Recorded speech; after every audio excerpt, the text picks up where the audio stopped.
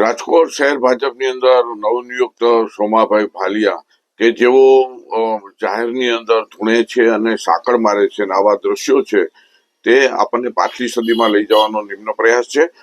ભાજપ, કોંગ્રેસ કે આપ કે કોઈ પણ રાજકીય પક્ષ હોય આવા ધૂણતા હોય તેવા વ્યક્તિને હોદ્દો આપતા પહેલા વિચારવું જોઈએ અને વિજ્ઞાન જાથા છે આ ધૂણવાની પ્રક્રિયાને વિજ્ઞાન જાથા વખોડે છે અને નિંદા કરે છે.